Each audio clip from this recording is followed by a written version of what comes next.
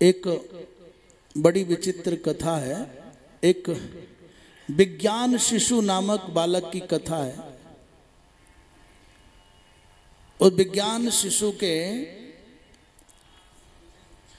बचपन में इसको ज्ञान विशेष था, इसलिए उनका नाम विज्ञान शिशु है। तो माता पिता श्री विद्या के उपासक थे। सांगोपांग पूरी श्री विद्या का सपरिक्रम संपादित करते थे। एक दिन माता पिताजी को कहीं जाना पड़ा और मैया आशौच में आ गई।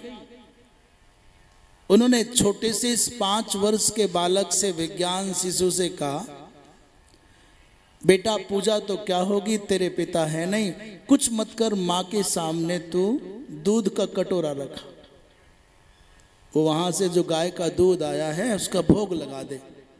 तेरे पिताजी जब आएंगे तब पूजा कर लेंगे, मैं अंदर जा नहीं सकती, कोई और साधन नहीं है।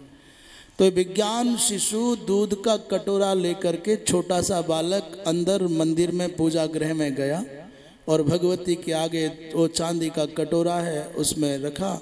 मैया ने कहा था ऐसा कर देना, घंटी बजा देना, बेटा ये कर दे, तो कर दिया। पर 2 मिनट, 4 मिनट, 10 मिनट हो गई, पर वो मैया कटोरा उठा के दूध पीती नहीं है।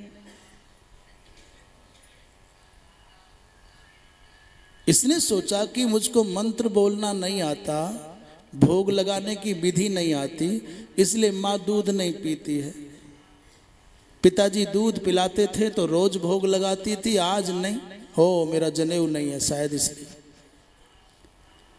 अब जनेऊ हो नहीं सकता, मंत्र मुझको आता नहीं, भोग लगाने की बात माँ कहती है, कैसे करूं? ऐसा सोचते सोचते दैन्य भाव आया और बालक जोर जोर से रोने लगा, खूब जोर से रोने लगा और रोई जाए। और जब बालक रोता रहा तो अचानक भगवती माँ जगदम्बा ने, भगवती राजराजेश्वरी ने वो कटोरा उठाया और कहा, भाई बेटा रो मत, लो मैंने दूध पी लिया, और दूध पी लिया।